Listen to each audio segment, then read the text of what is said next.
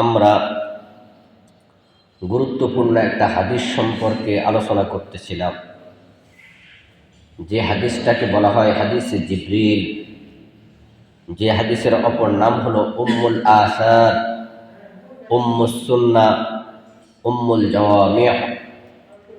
অর্থাৎ রাসূল করিম সাল্লাল্লাহু আলাইহি ওয়াসাল্লামের নবুয়তের 23 বছর ইসলামের যে সকল বিষয়গুলো এসেছে, সব বিষয়গুলোর সারমর্ম হলো এই হাদিস।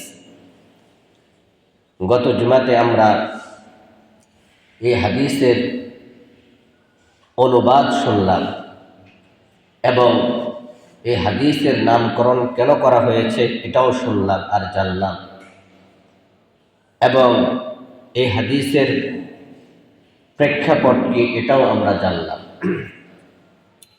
অর্থাৎ হযরত আব্দুল্লাহ ইবনে ওমর রাদিয়াল্লাহু তাআলা আনহু থেকে বর্ণিত,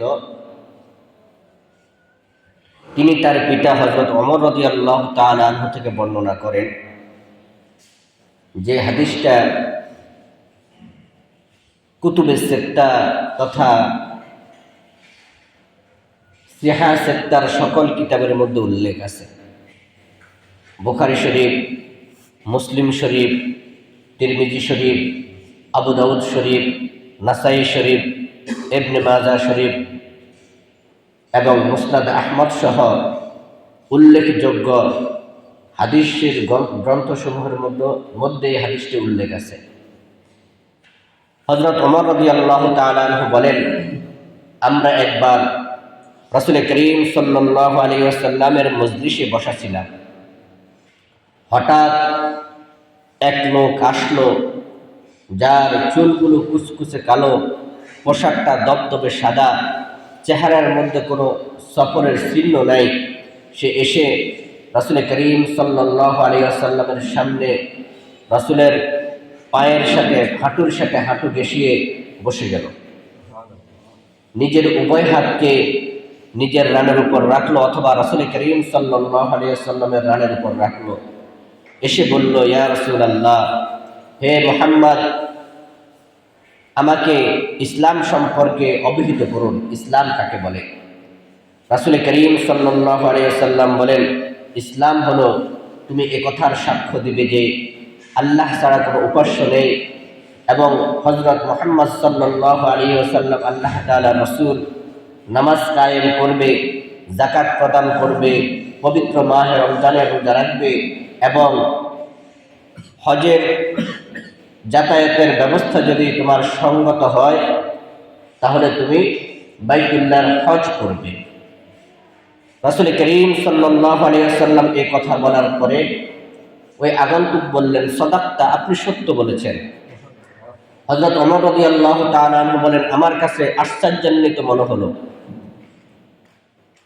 লোকটাকে বুঝে মনে হলো সে কিছুই জানে না, জানার জন্য প্রশ্ন করেছে। যখন রাসূল করিম সাল্লাল্লাহু আলাইহি ওয়াসাল্লাম উত্তর দিলেন তখন সে সত্যায়ন করলো, এর দ্বারা বোঝা যায় সেই লোকটি আগের থেকে জানে। এরপরে ওই লোকটি আবার প্রশ্ন করল, ঈমান কাকে বলে?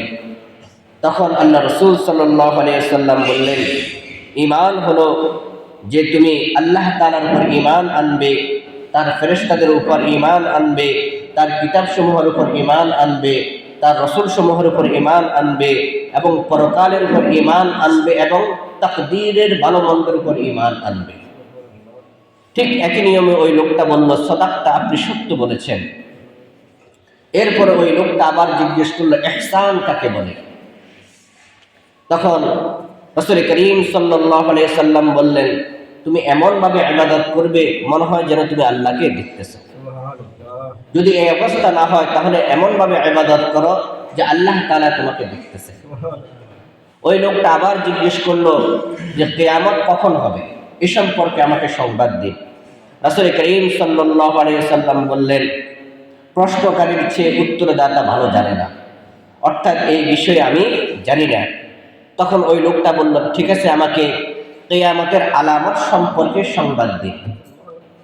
তখন রাসূল করিম সাল্লাল্লাহু আলাইহি ওয়াসাল্লাম বললেন, দাসী তার প্রভুকে জন্ম দিবে এবং নগ্ন পদ, নগ্ন দেহ এবং যারা রাখাল এদের মধ্যে যখন দেখবে যে একে অন্যের সাথে কে কার চেয়ে উঁচু বিল্ডিং করতে পারে এর নিয়ে প্রতিযোগিতা করবে, তখন মনে করবে যে কিয়ামত একদম সন্নিকটে চলে আসছে। এরপরে ওই লোকটা এখান থেকে চলে গেল। হযরত রাসূল করিম সাল্লাল্লাহু আলাইহি ওয়াসাল্লাম ওমর ইবনে খাত্তাব রাদিয়াল্লাহু তাআলা আনহুকে জিজ্ঞেস করলেন, তুমি কি জানো এই আগন্তুক ব্যক্তিকে? হযরত ওমর রাদিয়াল্লাহু তাআলা আনহু বললেন, আল্লাহ এবং তার রাসূল ভালো জানেন। তখন রাসূল করিম সাল্লাল্লাহু আলাইহি ওয়াসাল্লাম বললেন, ইনি হলেন জিবরাইল, তিনি এসেছেন তোমাদেরকে তোমাদের দ্বীন সম্পর্কে শিক্ষা দেওয়ার জন্য। সুবহানাল্লাহ। এটা হলো হাদিসের সারমর্ম অর্থ। আল্লাহ তাআলা যদি তৌফিক এনায়েত করেন তাহলে আমরা এই হাদিস নিয়ে কিছু আলোচনা করব। যেহেতু এই হাদিসটাকে বলা হয় উম্মুল আসার তথা শরীয়তের সারমর্ম, ইসলামের সারমর্মকে বলা হয় হাদিসে জিবরাইল এবং উম্মুল আসার। তো রাসূল করিম সাল্লাল্লাহু আলাইহি ওয়াসাল্লামকে ওই আগন্তুক ব্যক্তি এসে সর্বপ্রথম প্রশ্ন করেছিলেন যে আখবিরনি আনিল ইসলাম, ইসলাম সম্পর্কে আমাকে সংবাদ দিন, ইসলামের পরিচয় আমাকে বর্ণনা করেন, কি বললে আমি মুসলমান হতে পারি এই সম্পর্কে আমাকে সংবাদ দিন। অর্থাৎ হাদিসে জিবরিলের মধ্যে 4টা বিষয় ফুটে উঠেছে। 1 নম্বর হলো ইসলাম কাকে বলা হয়, 2 নম্বর হলো ঈমান কাকে বলা হয়, 3 নম্বর হলো ইহসান কাকে বলা হয়, 4 নম্বর হলো কিয়ামতের আলামত কি। ইসলাম দ্বারা উদ্দেশ্য হলো ফিকহ, ঈমান দ্বারা উদ্দেশ্য হলো আকায়েদ, ইহসান দ্বারা উদ্দেশ্য হলো ইলমে তাসাউফ, আর 4 নম্বর হলো কিয়ামতের আলামত। এই 4টা বিষয় সম্পর্কে এই হাদিসের মধ্যে সংবাদ দেওয়া হয়েছে। তো প্রথমটা যেটা ছিল হলো ইসলাম, অর্থাৎ ইসলাম কাকে বলে। যখন বললেন ফাখবিরনি আনিল ইসলাম, আমাকে সংবাদ দিন ইসলাম কাকে বলে। ফাকাল রাসূলুল্লাহ সাল্লাল্লাহু আলাইহি ওয়াসাল্লাম আল ইসলামু আন তাশহাদা আল্লা ইলাহা ইল্লাল্লাহ ওয়া আন্না মুহাম্মাদান রাসূলুল্লাহ ওয়া তুকিমুস সালাতা ওয়া তু'তিয়াজ যাকাতা ওয়া তাসুমা রমাদান ওয়া তাহুজ্জাল বাইতা ইন ইসতাতা'তা ইলাইহি সাবিলা। যখন ওই আগন্তুক ব্যক্তি অর্থাৎ জিবরাইল আমিন প্রশ্ন করলেন যে ইসলাম কাকে বলে এ সম্পর্কে আমাকে অবহিত করেন, তখন রাসূল করিম সাল্লাল্লাহু আলাইহি ওয়াসাল্লাম বললেন, ইসলাম হলো তুমি এই কথার সাক্ষ্য দিবে যে আল্লাহ তাআলা ছাড়া কোনো উপাস্য নেই এবং মুহাম্মদ সাল্লাল্লাহু আলাইহি ওয়াসাল্লাম আল্লাহ তাআলার রাসূল। অর্থাৎ এই অংশের মধ্যে তাওহীদ এবং রিসালাত সম্পর্কে আলোচনা করা হয়েছে। 2 নম্বর হলো ওয়া তুকিমুস সালাহ, তুমি নামাজ কায়েম করবে, ওয়া তুতিয়াজ যাকাত, যাকাত প্রদান করবে, ওয়া তাসুমা রমাদান, পবিত্র মাহে রমজানের রোজা রাখবে, ওয়া তাহুজ্জাল বাইতা ইন ইসতাতা'তা ইলাইহি সাবিলা, এবং তোমার যদি হজে যাতায়াতের অবস্থা সঙ্গত হয় অর্থাৎ তুমি যদি উপযুক্ত হয়ে যাও তাহলে বাইতুল্লাহ শরীফের হজ করবে। অর্থাৎ হাদিসের এই অংশের মধ্যে ইসলাম যে 5টা স্তম্ভের মধ্যে প্রতিষ্ঠিত এর আলোচনা করা হয়েছে। সুবহানাল্লাহ। যেটা হযরত আব্দুল্লাহ ইবনে ওমর রাদিয়াল্লাহু তাআলা আনহুর হাদিস, অপর হাদিসের মধ্যে উল্লেখ আছে বুনিয়াল ইসলামু আলা খামস, ইসলামের ভিত্তি হলো 5টা স্তম্ভের উপরে। অর্থাৎ ইসলাম নামক ধর্মটা প্রতিষ্ঠিত আছে 5টা স্তম্ভের উপরে। কয়টা স্তম্ভের উপরে? 5টা স্তম্ভের উপরে ইসলাম নামক ধর্মটা প্রতিষ্ঠিত আছে। এর 5টার একটা যদি ছুটে যায় তাহলে সে ইসলাম থেকে ছুটে যাবে। এর মধ্য থেকে প্রথমটাই হলো তাওহীদ ও রিসালাতের শাহাদাত দেওয়া, আশ-শাহাদা। অর্থাৎ 1 নম্বর হলো আল্লাহকে প্রভু হিসাবে সাক্ষী দেওয়া এবং তার রাসূলকে রাসূল হিসাবে মেনে নেওয়া। তো আল্লাহ তাআলা যদি তৌফিক এনায়েত করেন তাহলে এই অংশ সম্পর্কে আজকে আমরা কিছু আলোচনা করব। তাহলে 1 নম্বর হলো আশ-শাহাদা, অর্থাৎ আল্লাহ তাআলার সম্পর্কে সাক্ষ্য দেওয়া এবং রসুল সম্পর্কে সাক্ষ্য দেওয়া। আল্লাহ তাআলা সম্পর্কে সাক্ষ্য দেওয়া অর্থ হলো আল্লাহ তাআলাকে তার সকল সিফাত নিয়ে তাকে মেনে নেওয়া। এখানে প্রথম কথা হলো যারা আল্লাহকে মানে না তাদেরকে রদ করা উদ্দেশ্য, এবং যারা একাধিক প্রভু মানে তাদেরকে রদ করা উদ্দেশ্য। যারা নাস্তিক আর যারা বহুত্ব প্রভুতে বিশ্বাসী তাদেরকে রদ করা উদ্দেশ্য। অর্থাৎ যারা নাস্তিক আল্লাহকে মানে না তাদের কথাও সঠিক না, এবং যারা একাধিক খোদায় বিশ্বাসী তাদের কথাও সঠিক না। বরঞ্চ আল্লাহ তাআলা হলো এক, একমাত্র ইবাদত পাওয়ার উপযুক্ত হলো একমাত্র আল্লাহ। হযরত ইমাম আবু হানিফা রাহমাতুল্লাহ আলাইহি জিজ্ঞেস করা হলো যে আল্লাহ যে আছেন এর প্রমাণ কি? এক নাস্তিকের সাথে হযরত ইমাম আবু হানিফা রাহমাতুল্লাহ আলাইহির মুনাজারা তথা বিতর্ক। একটা নির্দিষ্ট স্থান নির্ধারণ করা হলো, উভয় নাস্তিক এবং আস্তিক উভয় শ্রেণীর মানুষগুলো সেখানে একত্রিত হলো। নির্দিষ্ট সময় দেওয়া হলো, সবাই নির্দিষ্ট সময়ের মধ্যে এসেছেন। হযরত ইমাম আবু হানিফা রাহমাতুল্লাহ আলাইহি 1 ঘন্টা লেটে আসলেন।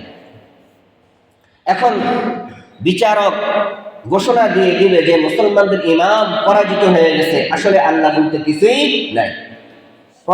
ঘোষণা দিয়ে দিবে এমন সময় দেখতেছেন হযরত ইমাম আবু হানিফা রাহমাতুল্লাহ আলাইহি আসতেছেন। যখন আসলেন জিজ্ঞেস করা হলো কেন আপনি লেট করে আসলেন? মনে হয় আপনি আল্লাহ যে একজন আছেন এর উপর আপনার কোনো প্রমাণ নাই আপনার কাছে, এজন্য মনে হয় যেন আপনি লেট করে আসছেন। হযরত ইমাম আবু হানিফা রাহমাতুল্লাহ আলাইহি বলেন, আসলে দেরি করে আসার পিছনে একটা কারণ আছে, একটা রহস্য আছে। কি রহস্য? তো আমি যে রাস্তা দিয়ে আসি, আসার পথে একটা নদী পড়ে। কি পড়ে? একটা নদী পড়ে। এখন নদীর কিনারে যখন আসলাম দেখলাম কোনো নৌকা নাই। এখন আমি কিভাবে পার হব? হঠাৎ দেখলাম নদীর পাড়ে একটা গাছ এমনিতেই কেটে গেল, এমনিতেই কাঠ হয়ে গেল, এমনিতেই কোনো মিস্ত্রি ছাড়া নৌকা হয়ে গেল, আর কোনো মাঝি মাল্লা ছাড়া আমাকে নদীর ওই পার থেকে এই পারে পার করাই দিল। এখন ওই নাস্তিক তো অট্টহাসি দিল, এটাও কি বিশ্বাস করা যায় যে কোনো মিস্ত্রি ছাড়া গাছ কাটা যাবে, সেটা কাঠ হবে, সেটা আবার নৌকা হয়ে যাবে, আবার মাঝি ছাড়া নদীর এই পার থেকে ওই পারে পৌঁছাই দিবে? এটাও কি কোনো বুদ্ধিমান বিচক্ষণ মানুষ বিশ্বাস করবে? তখন ইমাম আবু হানিফা রাহমাতুল্লাহ আলাইহি বলেন, আসলে কি এই কথা বিশ্বাসযোগ্য না? তখন সকল নাস্তিক এক বাক্যে বলে উঠল, না, এটা বিশ্বাসযোগ্য নয়। কোনো মিস্ত্রি ছাড়া গাছ কাটা যায় না, কোনো মিস্ত্রি ছাড়া নৌকা বানানো যায় না, কোনো মাঝি মাল্লা ছাড়া নৌকা পার হওয়া যায় না। তখনই ইমাম আবু হানিফা রাহমাতুল্লাহ আলাইহি বললেন, সাধারণ একটা নৌকা যদি মিস্ত্রি ছাড়া বানানো না যায়, মাঝি মাল্লা ছাড়া যদি পার হওয়া না যায়, তাহলে এই সুবিশাল আসমান, সুবিস্তৃত জমিন এবং এই সকল সৃষ্টিগুলো এমনিতেই হয়ে গেছে, এটাও কি কোনো বোকা বিশ্বাস করবে? তখন সাথে সাথে সকল নাস্তিক একসাথে কালিমা পড়ে মুসলমান হয়ে গেছে। তার মানে সব কিছুর সৃষ্টিকর্তা একজন আছে। ওয়ালিকুল্লি শাইইন লাহু আয়াতুন তাদুল্লু আন্নাহু ওয়াহিদ।